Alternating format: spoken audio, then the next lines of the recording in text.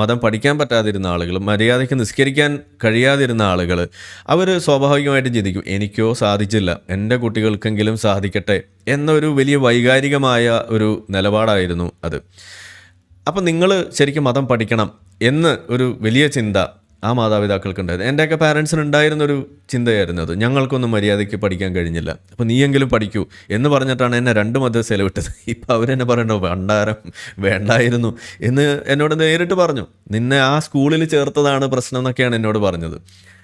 സത്യമാണ്. കാരണം എന്താണ്, ഒരു പ്രശ്നമായിട്ട് തന്നെ ഞാനിന്ന് പറയും. കാരണം അവിടെ മതം പഠിപ്പിച്ചു, എക്സ്പോഷർ കിട്ടി, എങ്ങനെയാണ് മതം പഠിക്കേണ്ടതെന്ന് ഞാൻ പഠിച്ചു, ഏത് വിഭാഗമാണ് ശരിയെന്ന് ഞാൻ പഠിച്ചു, സുന്നി തെറ്റാണ് എന്നും സലഫി പറയുന്നതാണ് കിതാബുകളുടെ അടിസ്ഥാനത്തിലുള്ളത് എന്നും ഞാൻ പഠിച്ചപ്പോൾ ആദ്യം സുന്നിത്തരം കളഞ്ഞു, സലഫിയായി, പിന്നെ സലഫിത്തരവും കളഞ്ഞു, നല്ലൊരു മനുഷ്യനായി എന്ന് നമ്മൾ പറയുന്നത് അവിടെയാണ്. ഇതെല്ലാം കണക്കാണ് എന്ന് പറയുന്നത് അവിടെയാണ്. അപ്പോൾ ആ